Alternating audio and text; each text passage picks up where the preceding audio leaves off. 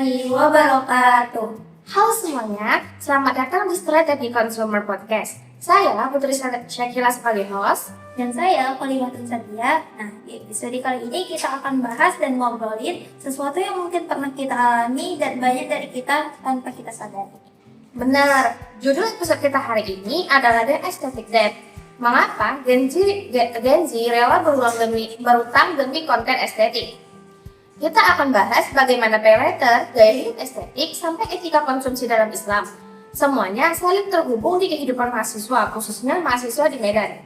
Nah, materi ini kita bahas dari hasil mini riset yang telah kami lakukan kepada 30 mahasiswa yang jadi responden kami dan wawancara mendalam kepada 3 orang yang telah kami wawancarai. Yuk, langsung saja kita mulai.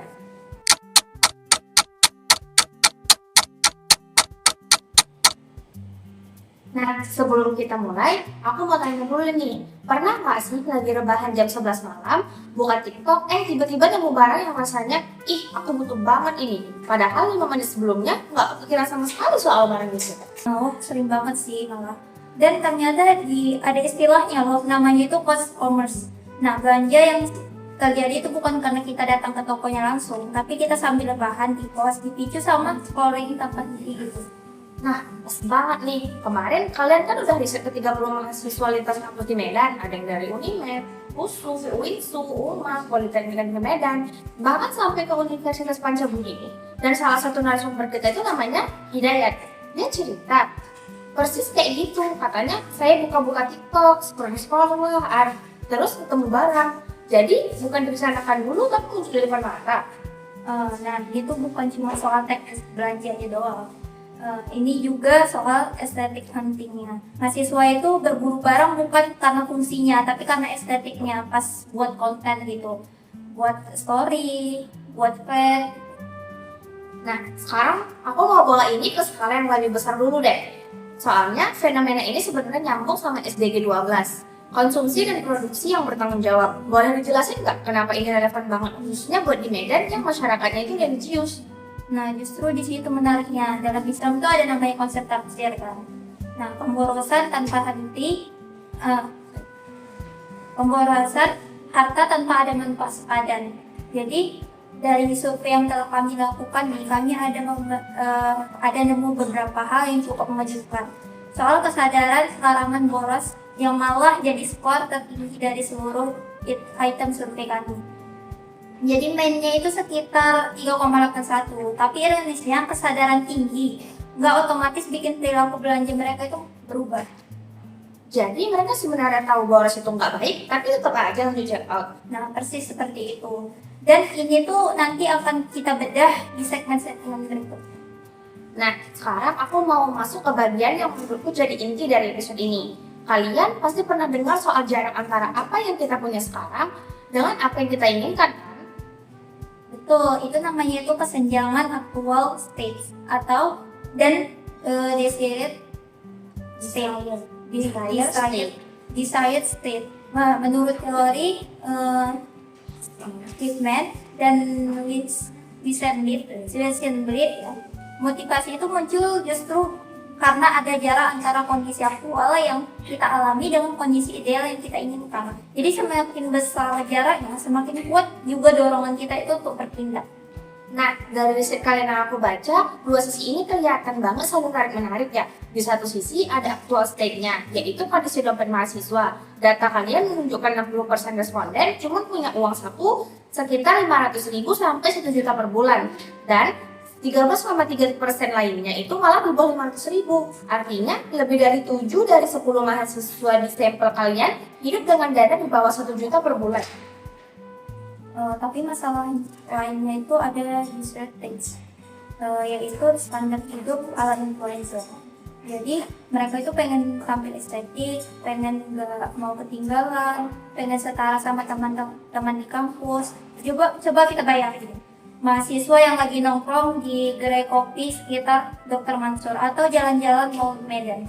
Nah, mereka itu terus-terusan ketemu standar visual yang levelnya itu di atas mereka, di atas dompet mereka sendiri. Dan di tengah-tengah dua kutub itu, dan yang terbatas versus standar estetik yang tinggi, ada satu solusi instan yang menaruhkan diri buat menjembatani kesenjangan itu. Pay later. Betul sekali, dan itu yang akan jadi fokus utama kita sepanjang episode ini. Bagaimana vintage ini ternyata bukan cuma alat bayar, tapi jadi jembatan psikologis antara kenyataan dompet mahasiswa Medan dengan fantasi hidup yang mereka lihat setiap hari di lini masa. Dan pertanyaan besarnya itu, jembatan ini sebenarnya mengantarkan mereka kemana? Ke kesejahteraan atau masuk ke utang yang tidak mereka sadari? Nah, itu yang kita kupas bareng-bareng di segmen berikutnya. Tetap di Strategi Consumer Podcast ya.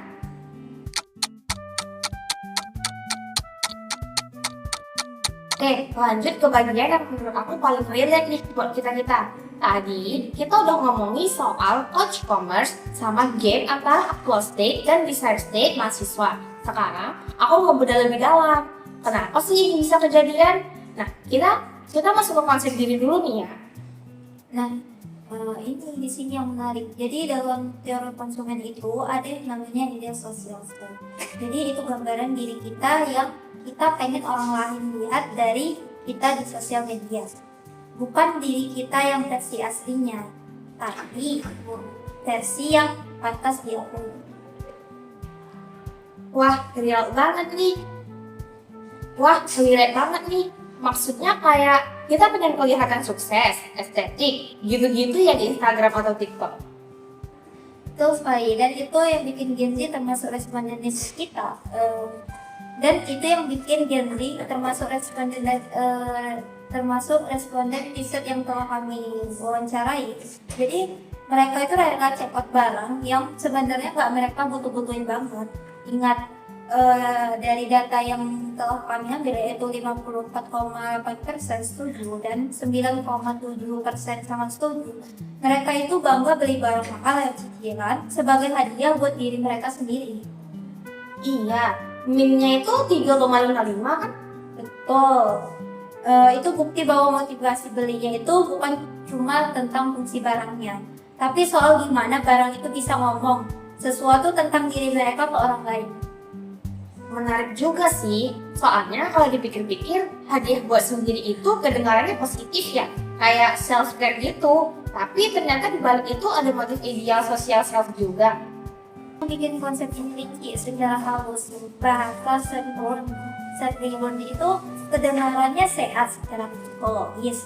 Padahal yang sebenarnya terjadi ini adalah validasi citra dari orang luar.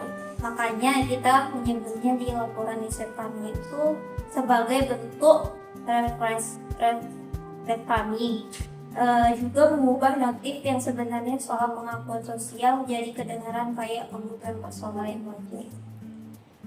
Jadi orang-orang gak sadar kalau lagi nyari validasi. Mereka tuh ngerasa lagi manjain diri sendiri doang. Persis.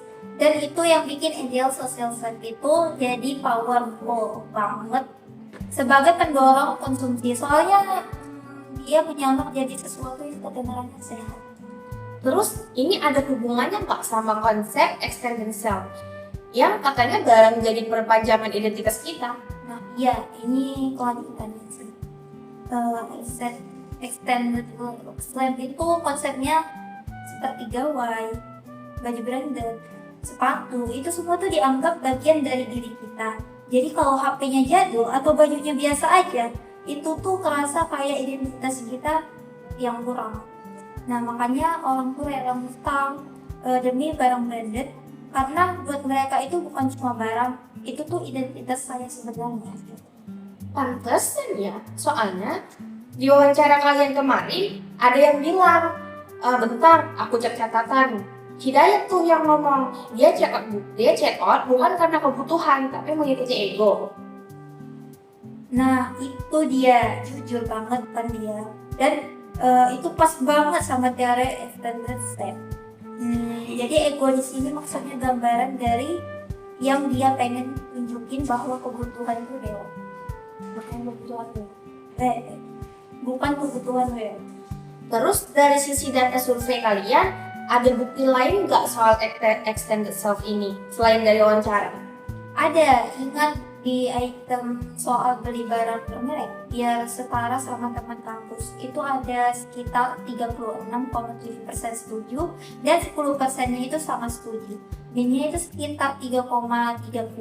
Itu juga yang nunjukin gimana barang branded dipakai buat menyetarakan identitas sosial mereka di lingkungan kampus, bukan soal kualitas barangnya. Berarti barangnya tuh fungsinya lebih kayak tiket masuk buat diakui ke circle mereka, sosial mereka ya, bukan soal kebutuhan pakai barangnya. Pas. Dan ini yang bikin standard step itu sama idealnya dengan sosial club. Jadi mereka itu saling memperkuat, satu soal siapa saya, satu lagi soal gimana saya pengen dilihat. Dua-duanya itu ketemu pas mahasiswa standing di depan etalase digital marketplace. Oke, terus yang bikin aku makin penasaran, kenapa sih rasa butuh itu bisa muncul tiba-tiba kayak nggak direncanain gitu pas lagi scroll-scroll doang? Nah, ini namanya tuh need arousal. Jadi kebutuhan itu bisa dipicu dari dalam, kayak lapar atau bosan.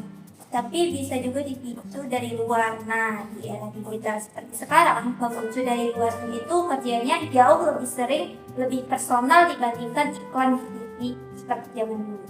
Maksudnya algoritma ya? Persis, motivasi diskonnya itu muncul pas kita lagi scroll, itu bukan kebetulan, tapi ditargetkan berdasarkan kebiasaan scrolling kita sebelumnya. Nah, makanya terasa kayak kok pas banget ya. Dan data kita menunjukkan ada sekitar 43,3% itu setuju dan 10%-nya itu sangat setuju. Kalau notifikasi diskon pay later itu bikin mereka tiba-tiba merasa butuh dan pengen belanja. Berarti itu bukan kebutuhan dorman yang emang udah ada dari awal ya, tapi sengaja dibangunkan sama algoritma. Tepat sekali. Kebutuhan yang sebenarnya dorman, diam saja, tiba-tiba jadi aktif instan gara-gara notifikasi itu muncul di waktu yang pas.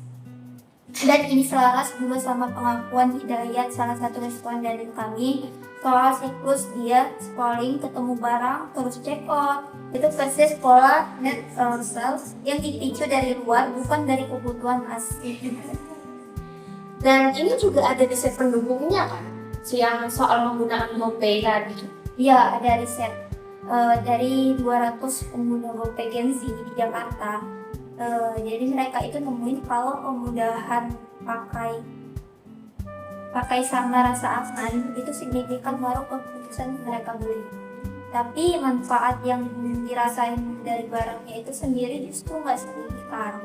Artinya orang itu check out bukan karena mereka ngitung untung ruginya, tapi karena prosesnya itu gampang dan terasa aman aja gitu. Jadi kemudahan teknis ini sebenarnya bikin need arousal makin gampang berubah jadi keputusan beli ya, bukan logika untung rugi. Persis, begitu rasa butuh itu muncul, ada fiksi yang nahan dia buat mikir 2 kali. Itu kombinasi paling berbahaya sih menurut ideal social self. Itu bikin kita tuh pengen attend step yang bikin barang itu terasa wajib, sama net arousal yang bikin semua itu muncul di waktu yang pas kita tanpa kita sadari. Jadi kalau disimpulin sebenarnya kita tuh nggak salah sebelumnya kalau ngerasa butuh mendadak, tapi butuh itu emang udah dirancang buat muncul di waktu yang strategis, dan 3 konsep psikologis ini kerja bareng-bareng di belakangnya. Betul, dan ini baru permulaan saja. Nanti ada segmen berikutnya, kita akan bedah lebih jauh dan gimana Pinterest sendiri justru memanfaatkan momen-momen kayak gitu. Wah, makin penasaran nih. Oke, kita lanjut abis ini ya.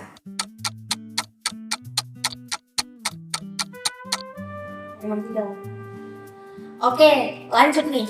Dari segmen tadi kita udah tahu kalau rasa butuh itu sebenarnya dipicu dari luar lewat notifikasi dan didukung sama ideal social self sama extended self.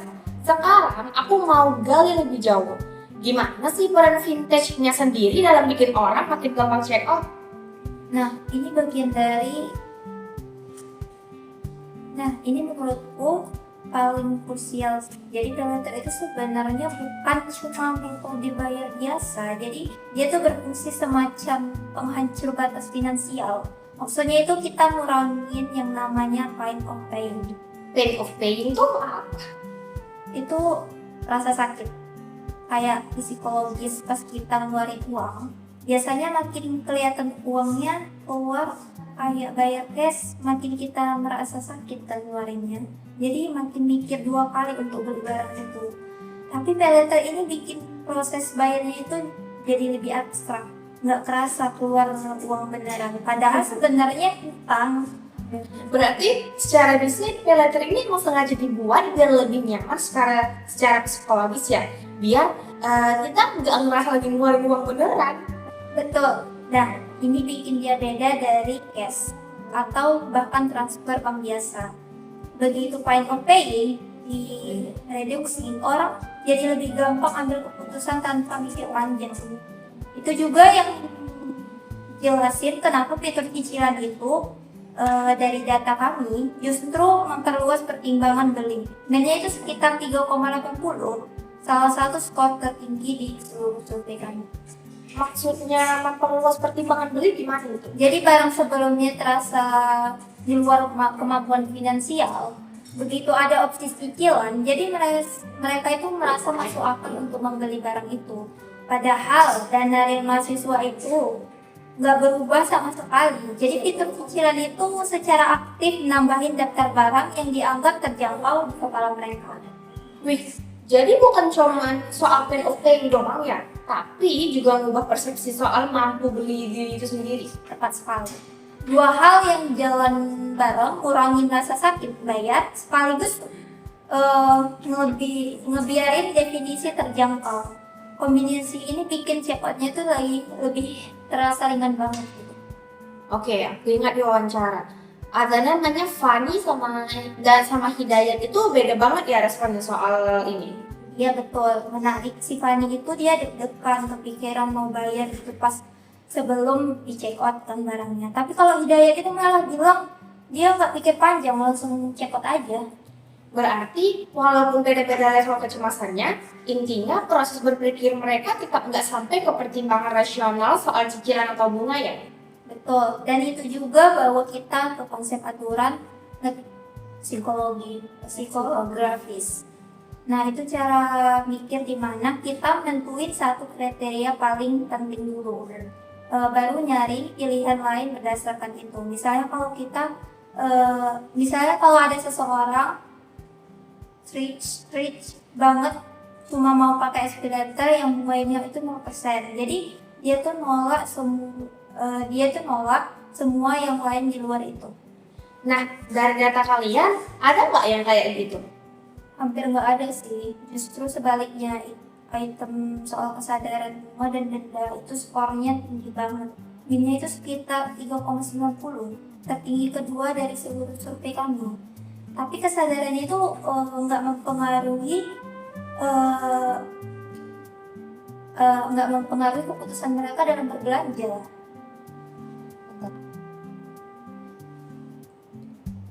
Jadi mereka tahu resikonya, tapi tetap aja check out. Persis.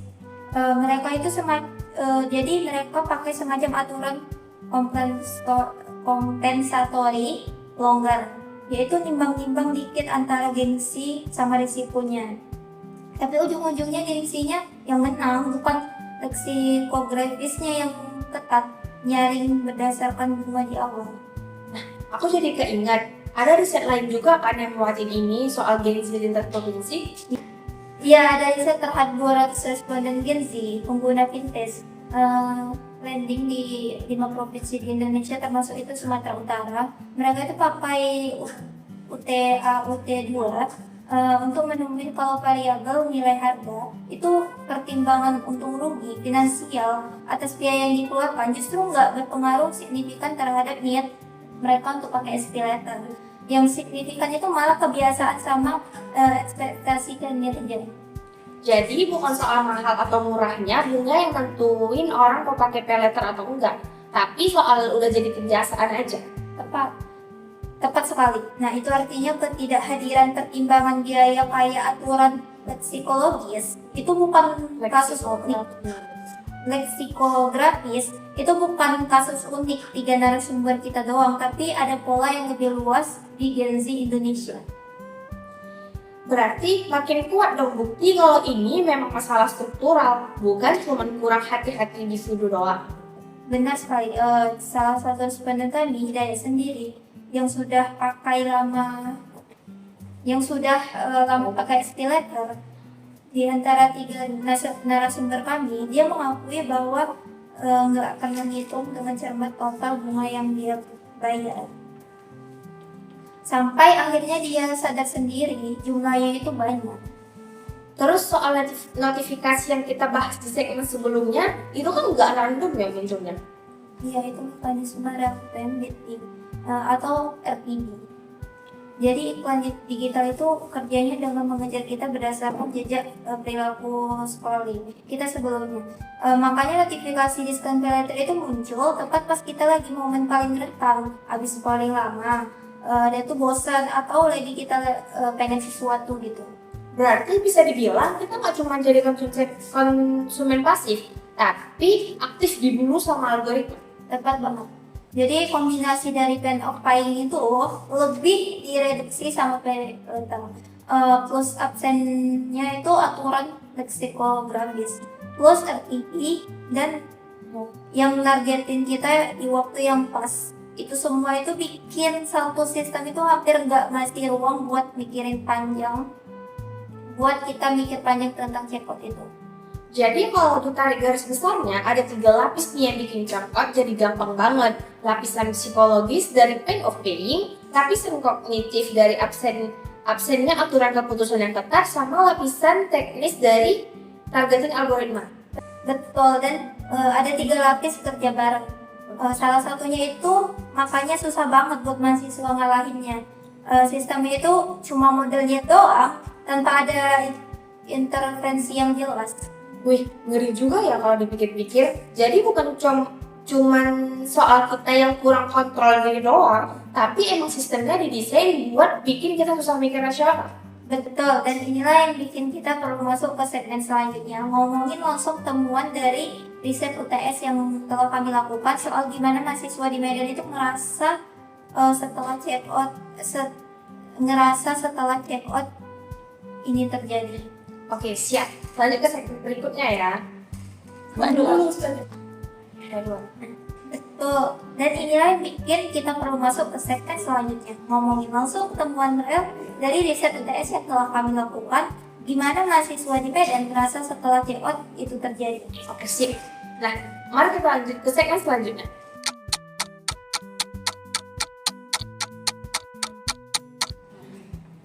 Oke, jadi tadi kita udah ngomongin gimana sistemnya didesain buat bikin kita susah mikir rasional sebelum check out. Tadi ada 3 lapis ya. Yang pertama ada psikologis, kedua ada kognitif, dan ketiga sama ada teknis. Sekarang aku mau bawa ke yang lebih konkret nih. Kalian kan kemarin ada riset langsung tuh ketiga mahasiswa di Medan buat tugas UTS. Boleh share nggak berdasarkan riset kalian berapa persen sih yang kesal setelah check out di pay later? Nah, ini menarik banget. Jadi ada 30 responden yang kami wawancarai, dan yang setuju mereka sering merasa cemas atau nyesal begitu tagihan pay later itu muncul, sekitar 40%. Dan yang sangat setuju ada itu sekitar 20%. Jadi kalau digabungkan itu ada sekitar 60% loh. Responden kita yang ngalamin disonansi. Jadi skor tertinggi ketiga di survei kali ini. Minnya itu sekitar 3,73. Wah, lebih dari setengah ya. Berarti emang bukan cuma kasus minoritas, tapi pola yang umum banget di kalangan mahasiswa. Betul, dan ini yang namanya itu disonansi kognitif pasca pembelian. Jadi rasanya tuh nggak nyaman. Psikologis itu muncul karena kita tuh ragu apakah keputusan beli itu udah kita ambil benar atau enggak. Biasanya itu orang nyari cara buat ngurangin rasa nggak nyaman itu, entah lewat nyari informasi pendukung atau ngerasionalisasi keputusan dengan malah menghindari informasi yang buat mereka menyesal. Nah, ini dia yang bikin aku penasaran. Awalnya kan kita nyoba mahasiswa bakal ngurangin rasa bersalah itu lewat semacam ritual unboxing di Instagram. Pamer barang baru gitu biar dapat validasi. Itu kira-kira beneran enggak? Justru itu malah nggak kebukti dari penelitian kami. Dari 3 narasumber yang kami wawancarai dalam, Raudo, Hidayat, sama Fani itu nggak ada satupun yang nyebut kalau konten unboxing itu cara mereka untuk meredam rasa bersalah. Loh, terus gimana mereka ngatasinnya kalau bukan lewat validasi di sosmed? Nah, ternyata itu ada cara yang lebih personal dan internal. Kita nemunya ada pola yang berbeda dari Raudo, misalnya dia pakai reframing untuk ubah cara mikir dia pengguna peleter itu kerasa wajar. Jadi dia bilang peleter itu cuma dipakai buat kebutuhan mendesak saja. Padahal di awal wawancara dia sendiri ngaku kalau motivasinya itu cuma penasaran dan pengen banget gitu. Oh, jadi dia merasionalisasi keputusannya sendiri ya biar nggak kerasa terlalu bersalah gitu. Betul, itu pola pertama. Nah, menarik banget kalau dari kalimat keadaan mendesak itu sebenarnya kontradiktif langsung dengan pengakuan dia di awal gitu. Jadi dia tahu di hati kecilnya itu kalau itu bukan kebutuhan mendesak, tapi buat narasi itu buat bisa tidur nyenyak gitu. Kalau kedua, kalau punya Hidayat itu apa beda lagi? Iya, kalau itu masalah paling kontras dari semua sih. Hidayat itu dia ngurangin disonansi. Hidayat itu dia nggak ngurangin disonansianya sama sekali. Rasa bersalahnya itu numpuk terus dan ada rasionalisasi juga sampai akhirnya dia tuh stop pakai peleter. Wah, jadi dia nggak nyari pembenaran tapi malah berhenti beneran? Ya, dan bahasa yang dipakai sepanjang wawancara itu penuh penyesalan sih. Kata-katanya kayak menyusahkan, menguras, sayang sekali, nafsu itu bukan berulang, itu keluar berulang kali. Jadi dia itu bahkan menyimpulkan sendiri kalau peleter itu kayak teman toksik gitu, yang ngurangin, yang nggak ada gunanya. Berarti ini kasus paling berat secara emosional ya dibanding dua narasumber lainnya. Bisa dibilang kayak gitu. Tapi justru karena itu dia juga yang paling jujur dari dampak jangka panjangnya. Soalnya dia tuh udah ngalamin siklus yang paling lama di antara keduanya. Terus kalau pola ketiga itu gimana? Pola ketiga itu kayak Fanny. Dia tuh paling beda dari yang lainnya. Dia tuh nerima fitur peleter itu secara transaksional gitu. Jadi tanpa banyak refleksi. Pas ditanyakan peleter itu teman baik atau teman toksik, dia malah menjawab tak baik. Soalnya logikanya tuh simpel, pakai dulu baru bayar nanti. Tapi dia tetap sadar nggak sih soal konsep pemborosannya secara teori? Tetap sadar sih, cuman dia ngerasa pergolakan batinnya itu. Jadi kalau dibandingkan 3 pola tadi, Roda itu di tengah, masih nyari pembenaran. Sedangkan Hidayat itu ujungnya paling berat sampai berhenti total kan. Kalau Fani itu ujungnya yang layak menerima tanpa banyak drama. Menarik banget ya. Jadi disonansi itu emang dialami semua orang. Tapi cara mengatasinya itu berbeda-beda banget tergantung kepribadian masing-masing. Betul, itu dari sini kelihatan jelas kan. Kalau di disonansi pasca pembelian itu emang dialami secara luas. Minnya itu sekitar 3,73. Itu bukan angka yang kecil, tapi cara meredamnya itu sangat personal. Bukan lewat validasi performatif di depan publik kayak dugaan awal kita.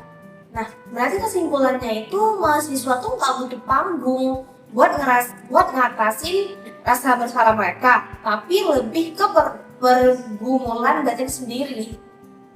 Tepat banget. Jadi kayak itu bukti kuat juga kalau kinerja simbolik itu rasa bangga beli barang mahal sebagai hadiah diri sendiri itu minyak sekitar 3,55.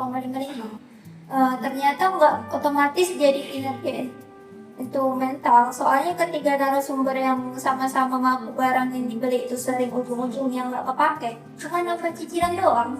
Jadi walaupun beda-beda cara ngatasin disonansinya, satu hal yang sama dari ketiga narasumber kita, narasumber kalian itu barang yang dibeli emang nggak otomatis pakai? Betul, itu temuan yang paling konsisten sih. Dari ketiga wawancara kami, Rodo bilang ada barang yang cuma tersimpan di lemari, sedangkan Fani bilang ada barangnya yang jarang dipakai, cuman disimpan doang. Sedangkan Hidayat malah bilang barangnya udah nggak dipakai, cuman kayak nambah-nambah biaya aja.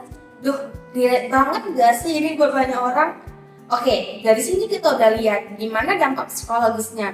Mulai dari disonansi sampai gap antara kebanggaan beli sama penggunaan beneran. Nah, selanjutnya kita akan bahas lebih dalam soal sisi etisnya ya, terutama dari kacamata SDG 12 sama etika Islam.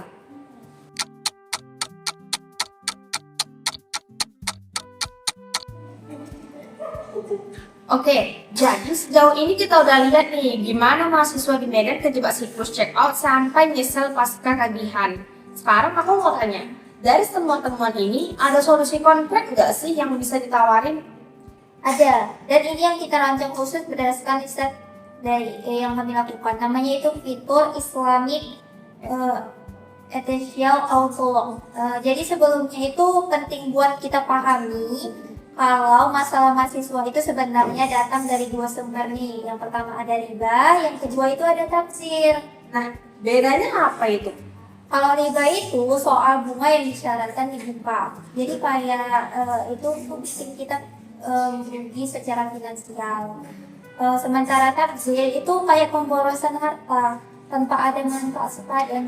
Contohnya kayak barang-barang yang kita pakai itu cuma numpuk di lemari.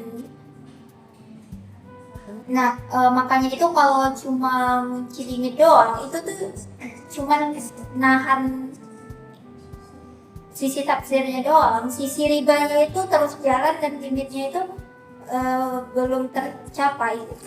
Jadi fitur ini kerjanya dua arah ya? Jalan terus selama dan ribanya itu tetap jalan terus selama limitnya itu belum tercapai. Jadi fitur ini kerjanya dua arah gitu? Betul, dua mekanisme yang saling nyegah tafsir dan calling off period wajib. Sekitar 10-15 menit antara klik aktif ventilator sama konfirmasi akhir. Ini jawaban langsung pengakuan Hidayat sama Fani. Kalau misalnya check out, mereka tuh terjadi karena mereka check out tanpa pikir panjang. Terus limitnya juga diatur sendiri sama penggunanya, bukan dipaksain oleh platform. Loh, kenapa harus diatur sendiri? Bukan dipaksain aja sekalian biar tegas?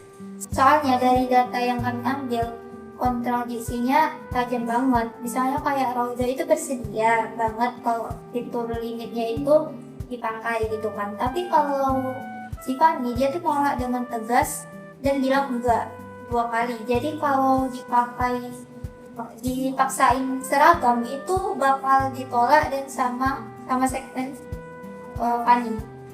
Oke, masuk akal. Terus mekanisme kedua?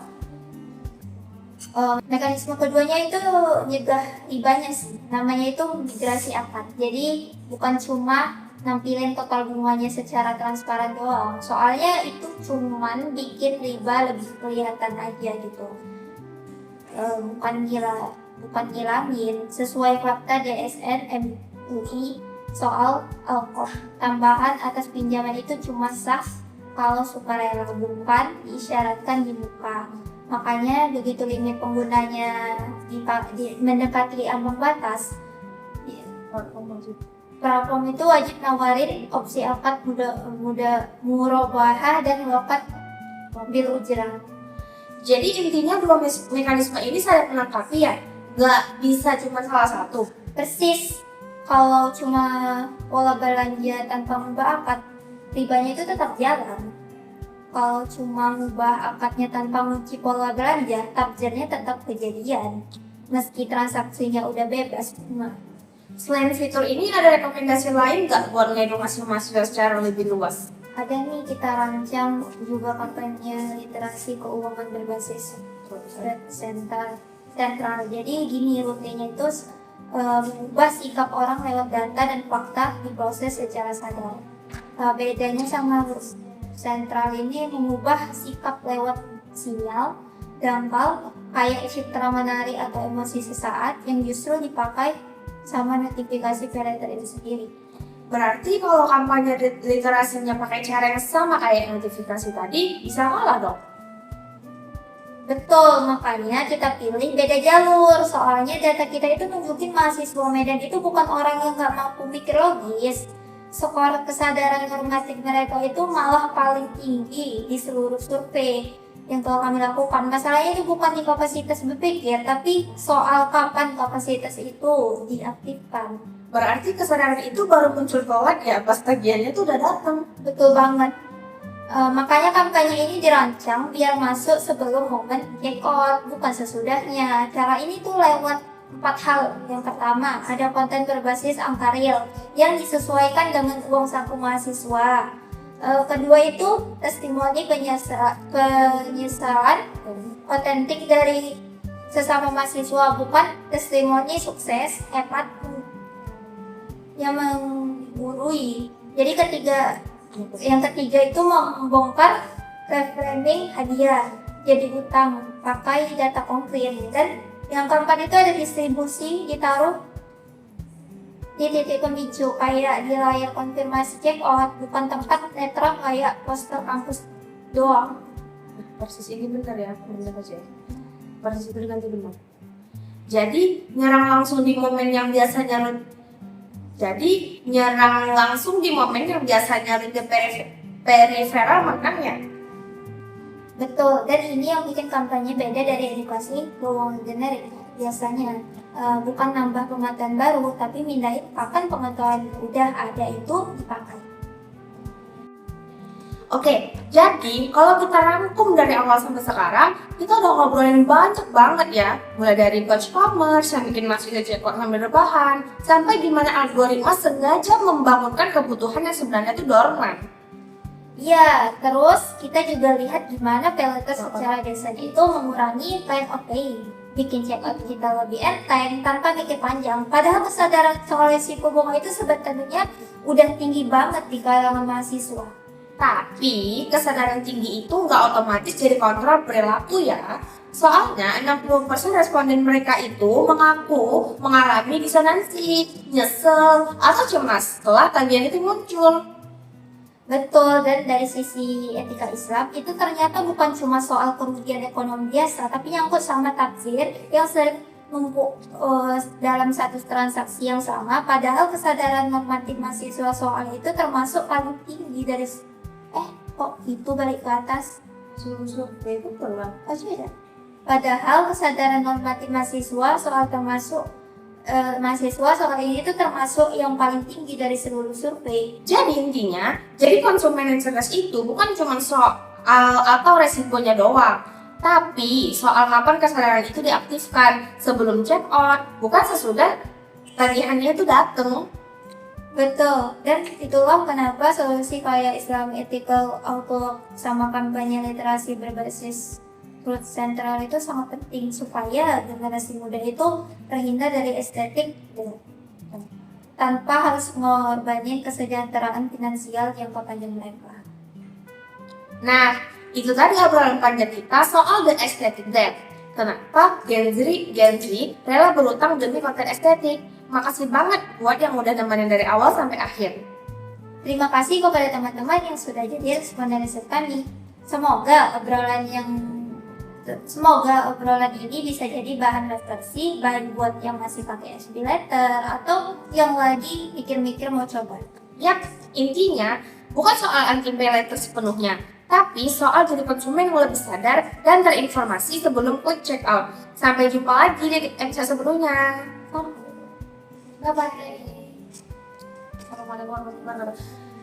Wassalamualaikum warahmatullahi wabarakatuh.